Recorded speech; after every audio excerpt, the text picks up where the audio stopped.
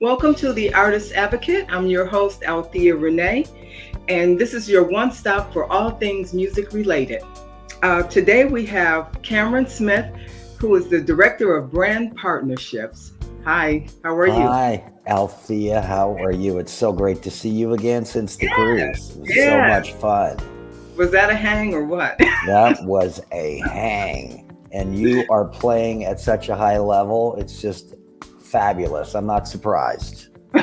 Well, that was definitely, and we're talking about the Dave Coz cruise, by the way. That 3 weeks was like a boot camp. Well, and it's so cool because you get to hang with the artists, which you normally don't get a chance to do. You're usually just passing in the lobby of a hotel at 5 o'clock in the morning to your next gig, and Yeah. to hang for 3 weeks and jam. And there's so many collaborations that come out of that. I just absolutely loved it. It stays with me to always, Well, the always. fans loved you too. So, Well, I look forward to coming back. yes, we look But forward to having you. right back to you. So, can you tell us something a little bit about yourself and how did you get in the music business? And yeah, Sure. Well, I got started in the music business in radio in the early 80s, actually. okay. And I was on the sales side originally. I was an account executive. So I Mm, called on advertisers and created marketing plans for them. mhm. And that's how I got in the radio business. But eventually I moved to Dallas. And through just complete serendipitousness Okay. and staying in the game, as you well know, So, um, you came from the East Coast, West Coast. I was in actually the cultural mecca of the universe, Oklahoma City. Oh, okay. Okay. And I was working at a rock station called Rock 100 The Cat, Okay. and got recruited to come to Dallas as an account executive, Okay. and was working at a smooth jazz station, Mm-hmm. and started down my path. And as luck would have it, I put together a program called Smooth Jazz TV, which I executive produced and hosted for 12 years. Yeah. But I started as a salesperson. It's Okay. kind of a crazy story, Althea. Um, Mercedes Benz was a client of ours, and they called and said, look, we've got all these new models, and you have to be able to see the vehicle. Radio doesn't really work. And so they asked me, to bring some ideas. So I'd been thinking about doing a smooth jazz television show for a long time. Yeah. And I went to the Mercedes people the following day and said, hey, I've got a great idea. What if we could show the vehicles on TV and wrap around all the stars of smooth jazz and make it the Mercedes-Benz smooth jazz television show? Okay. And they loved it. And Okay. so I launched Smooth Jazz TV, which I had for 12 years. And so much so that I left the radio business and started launching the show all across the country, Wow. with partner radio stations in each market, Hmm. and flew to LA and got a meeting at NBC. I met with the folks at 94.7 The Wave, which was Pat Prescott and Dave Coz. Yeah. And they said, if you can get a TV show that features our music, we'll give you radio time Okay. to offset the cost of what would normally be paid programming on NBC. Mm. And so I launched the show in Los Angeles, and it exploded. Wow. So I ended up in 30 markets and 12 seasons worth of shows, and it was a joy. It was amazing. So that's how I got into business. That's a great way. That's a great way to get in the business. Yeah, Wow. it was fabulous. And so that came first, and the radio came first, and It then the it TV. did. It did. Yes, and I traveled all over the world, to festivals all over the world to interview artists and create what are called electronic press kits. Okay. So that I would interview an artist in Switzerland, like a Dave Coz at the Montreux Jazz Festival, or a David Sanborn. Wow. And then we would distribute that content on the television show. So there's a lot of value there, and the record companies hired me to do that. Mm-hmm. So I had two revenue streams. One came from the record companies, and the other came from Mercedes-Benz. And it was life changing and an absolute dream come true for me. That's how I met you and all the artists, and it's been a journey. So started in the mid '80s, and here I am today, still in the game. So I guess I know we had some questions and things, but it seems like you started at a point where you were dealing with artists who were already signed and already established a lot. Not always. Not always. That's kind of where I'm kind of going with the question. How did and when you encountered independent artists that you would work with, what was the circumstances that brought you to be able to work with independent artists? Great question. Back then there wasn't Facebook or Instagram or TikTok. And so all the conversations that I had with artists were organic, right? Okay. We'd be hanging out after a gig somewhere, and I'd say, hey man, who are you checking out that's really got something to say that maybe hasn't been discovered yet? Okay. And the artist would say, oh, well, there's this incredible young piano player named Taylor Ice-T, or there's a fabulous singer, and you need to check them out. They're out of Chicago, or they're out of Louisiana, Baton Rouge, and I would track them down on the phone. Okay. And say, hey, you know what? Can you send me a cassette tape of your music? Right. And when I have some time, if I'm in your city interviewing an established artist, then, if they were really great, then I would have them, if they had video, or if they had the opportunity to come in and sit with me at the hotel where I interviewed the artists, then I would fit them in and introduce them to my audience. And on the radio side, I was at CBS Radio at the time, and I was in Dallas, and I would go to the clubs.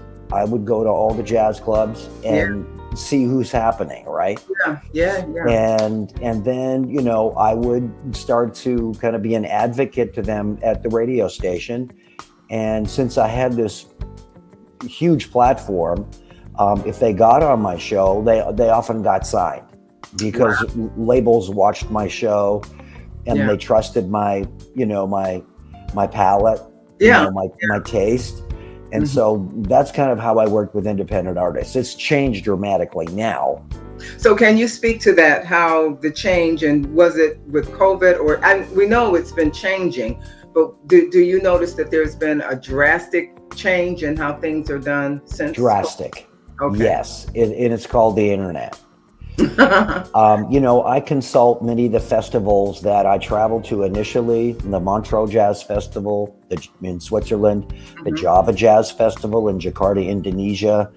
I attend that festival every year, and I've taken a lot of independent artists to that festival and to other festivals. And the way I've done that is I'm constantly scouring YouTube, Instagram, TikTok, because there are platforms out there that's all they do is introduce you to young artists that are emerging, but are getting views on their YouTube channel, and people are bubbling up, and on Facebook people share some of their music, and a lot of these artists obviously produce their music much like you do in their home studio. And with the advent of onboard studios in your computer and high resolution cameras, in their bedroom sometimes, or their dining room, or their little studio, wherever they are, then I've taken several emerging artists to Jakarta, because once they get, to a certain view level, once they start to get a buzz and people are sharing their content and sharing their music, you'd be amazed. Well, this. globally, fans are looking for the music. Right. It's growing. It's people say jazz is dying. That is completely false. It's actually never been as robust as it is right now because of Instagram and TikTok and Facebook Hmm. and social media.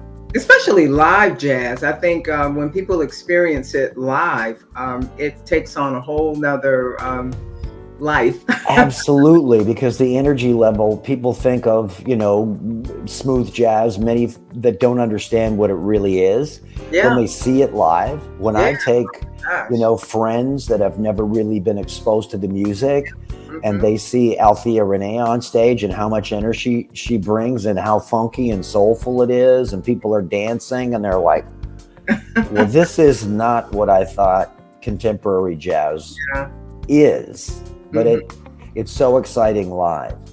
It is. I so enjoy, but and I just want to. I know when I was coming up, it was this all the information just wasn't readily available, and a lot of the artists don't really talk about it because you're in your hustle, and so it's difficult to get information from other artists. And so this is one reason why I'm doing this, and just trying to gather information from different aspects in terms of like today. Today they have a lot more opportunities with, like you said, TikTok and YouTube, and there's so many other. It used to be you had to get on a show. You had to be on a Apollo. I'm Apollo winner. And I thought that was going to be my big break, and it wasn't. Yeah. Or, and getting in a van and driving to gigs, you can't even get a gig. Right. You've got to just be able to really kind of make your way and stay in the game and grind it out. Yeah. And what the internet has done is given platforms to artists so that they can share their content and their music. You've got SoundCloud, you've got so many ways that you can push your music out there now. And that's how young artists get discovered by major labels. And I talk to major label programmers all the time, and they are constantly scouring the internet for content that's getting the kinds of views and the kinds of buzz that gets their attention. And it's leveled the playing field for emerging artists. It really has. So, what advice would you advise an emerging artist still record a single or EP or an out CD, full length, or just do the kinds of things that you're seeing on TikTok? Well, it's all about the music, and the more music you make, the more opportunities you have to connect with an audience.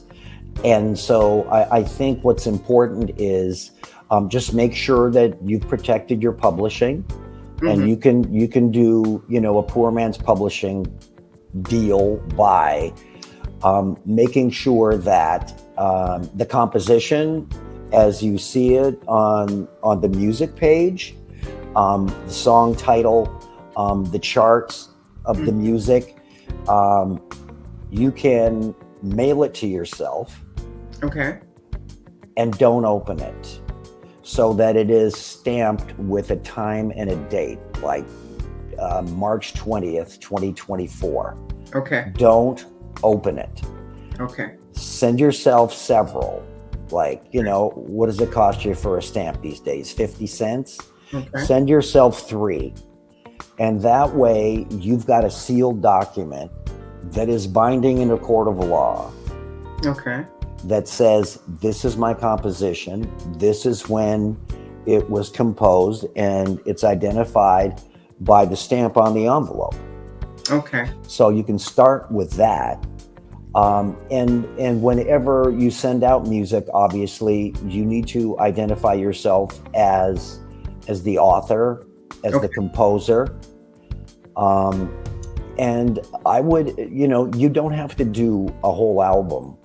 Push out the songs as soon as you get them. Okay. and push them out in as many platforms as you possibly can. And obviously video is really important. It doesn't have to be super high quality, but we certainly want to see who you are, see Yeah. that you're performing the music. And you're engaging, I'm sure that engaging your audience. Yeah, and maybe tell a story about how the music came to you and what it's all about. Especially in the instrumental world, Yeah. if you title the song and have a brief story about it, then it connects with people. Yeah, yeah. And they can start to, to connect with you. And you need to be as well versed as you possibly can. There's platforms out there that will aggregate all of, your TikTok, YouTube, Facebook, that'll integrate it all together. So when you send one, you send it all. Okay. But just push it out there. And, it's great if you can put together, an EP, which, is 3-4 songs or a full album, but don't wait. Push it out there. Whenever you get a song, push it out there. That's great advice. That's great advice. I see where a lot of the festivals and cruises, they're doing a special segment for rising stars and, emerging artists. And so that I know that that's something that, you probably would want to look into for artists, should look into on festivals. Yeah, and if you can, just get in the mix. I know it can get a little pricey, but go to a festival. And, the artists are usually accessible after their show. They usually come out into the crowd. I remember vividly, Jessie J came up to me, the saxophone player who's built a really nice career. Yeah. She walked up to me. She'd seen me on Smooth Jazz Television, and she said, "Mr. Smith, you don't know me, but I'm Jessie J. Here's," and she had burned the CD herself. That's so cute. And she had like 20 in her bag. Yeah. And anybody that she could get the CD to, that she recognized. And I listened to it and I'm like, this is great. Yeah. And I was talking to other people about her, and she ended up getting signed, and she's had a really long, nice career with a couple of number ones. Yeah. Plus she was on American Idol. I think she was in the band. Yeah. Well, I mean, if you can get a gig as a professional musician, that's half the battle. Yeah. Yeah. Absolutely. And there's no such thing as a bad gig in my view. If you can perform and get paid, and you're in, a party band, that does corporates, or even, there's a lot of young guys out there that have their tracks, what we call radio tracks, but they're backing tracks. We've done that. Yeah. We've all done that. Yeah. It's kind of like karaoke, but it's, people get a chance to hear what you sound like fully produced. And then, of course, Althea, as you would, as a flautist, you play live and people go, wow, this is really cool. And they get a chance to see both. With the cruise, we did both. We did some things with tracks, and then we had our live show as well. So, I think both the tracks, sometimes it gives you a more intimate type of show, and it's it's in a smaller room, it's a smaller type of situation. So I think it's good to be able to move around, and I say, like, a lot of times there are partnerships with pairings that are really popular now, where you're paired with another artist and you split that time, and it's good to have a chemistry. It's just good to be easy to work with. I think that's the biggest thing. Be easy to work with. Well, and the thing is like, you can play in your local coffee house. Yeah. There's places that you can play. Now, you might just get a cup of coffee and tips, but that's okay. Because you're building. And obviously, create, if you're on, say, Instagram, just get the QR code that connects you to Instagram, and maybe just invest a little bit of money, maybe $100, $200 in some postcards that have the QR code and a little description on what you're about, so that when you're at the coffee house, if you can get contact information from fans that are like, wow, you're really, really good. Say, well, I'd love for you to join my fan club, or join my Facebook page, or, and here's you can even do it on a little business card if, and you can get that done, online you can get like 500 business cards for like $15. Yeah. On one side, is your contact information. On the back side is the QR code. And you can just, work the room. Don't be shy. Don't be too overbearing, but go meet the folks that are actively listening and engage with them. Yeah, you really have to be willing to invest in yourself. Bottom line, you got to invest a little bit of time, or maybe a lot of time. Well, you know how much time and energy it takes, Althea. Yes. But you're a master of your craft, and you continue to practice, and you can always pick up chops and ideas from other performers when you see them live. And it's a lot of work, but it's a whole lot better than a lot of stuff you could do out there, and it make it fun. Oh yeah, absolutely. So have you been doing any recent projects that you're working on? I have. I'm the director of brand partnerships at iHeart Media. We have 890 radio stations across the country.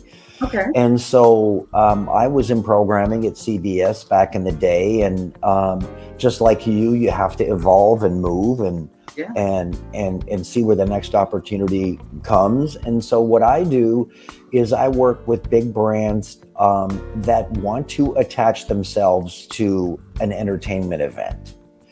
So they can be small and local, or they can be bigger and regional. So take an automotive company like Cadillac as an example, as one of my clients. And so they wanted to do what they call a surprise and delight event, which, after, a Cadillac test drive person comes to the dealerships in a given market, in this case, it was Houston and Dallas, they receive an invitation as a surprise and delight for test driving the vehicle to go to a private concert performance. So then I would contact artist managers, record companies, and my personal artist relationships. So I've done country events with Nashville singer-songwriters. And the last project I just finished was with Chris Bodie and his band. Okay. So it was a private event. It was a private event in Houston. And of course it's fully catered, and there's cocktails. And then Chris comes out and does a full show with his band. Wow. So I connect brands with experiences, and there's nothing really more memorable in my view than a music experience that's at a very high level. Yeah. So, been working on those kinds of projects. And then I also continue to curate artists for Java Jazz Festival, which is a massive jazz festival in Jakarta, Indonesia. Yeah. There's 11 stages. 300 bands over 3 days. I've taken Nathan East and Band of Brothers. I've taken Toto, Herbie Hancock, the late great Al Jarreau, the late George Benson. I've taken Peter White, Dave Koz, Huge Groove, Richard Elliott, David Foster, Chaka Khan. Love those. So I'll be at the festival again this year. It's May 24th, 25th, and 26th in Jakarta, Indonesia. Okay. Which is really incredible. And then I'm working with Jonathan Butler. He's got an incredible festival event at the Hyatt Rancho Mirage in Palm Springs. Yeah, I think I heard about that. Yeah. It's terrific, and Okay. it's very intimate. This year, it's Kirk Whalum, it's Mm, Jonathan Butler, Ray Parker Jr. okay. And so I host those events. I also host the stages at Java Jazz. Great, great, great.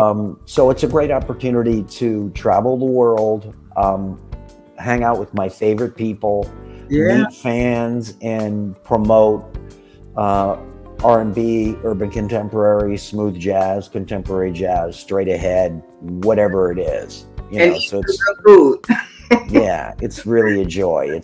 I'm so blessed. Yeah, that's wonderful. Well, any last words that you have for our upcoming artists? Well, first and foremost, thanks for this, because they get a chance to, these are the kinds of conversations that these young artists need to be aware of.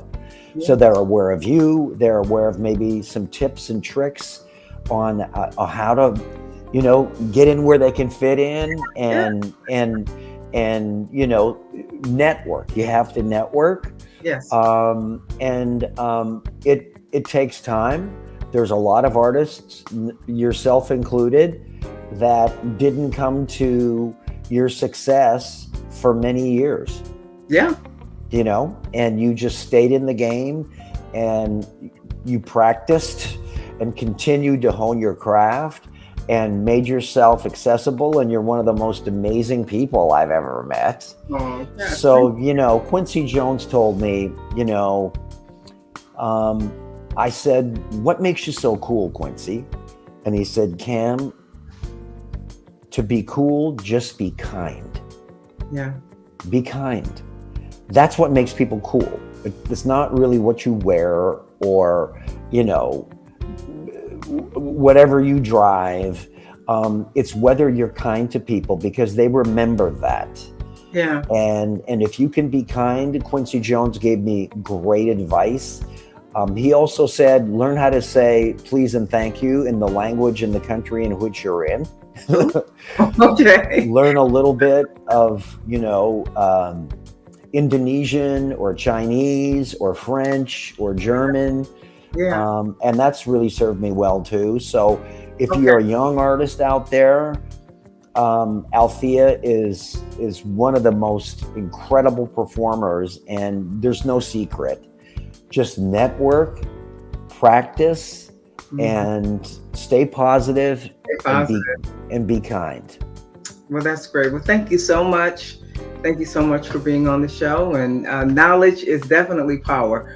It certainly is, and we got to speak truth to power now more than ever. All right.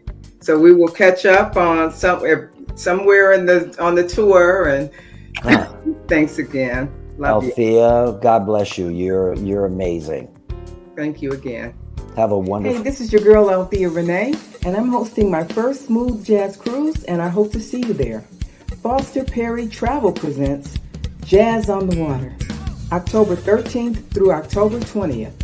We will rock the high seas with my musical guest, the saxophone sensation discovered by Prince, B.K. Jackson, and James Lloyd, the keyboard killer from Pieces of a Dream. We'll also be dancing the night away with Houston's line dance leader, Janice My Style Davis. We sail on Royal Caribbean's new luxurious cruise ship, the Wonder of the Seas, from Port Canaveral, Florida, visiting the beautiful East Caribbean, docking in Coco Cay, St. Thomas, and St. Martin. Get your cabins now at AltheaReneJazzCruise.com.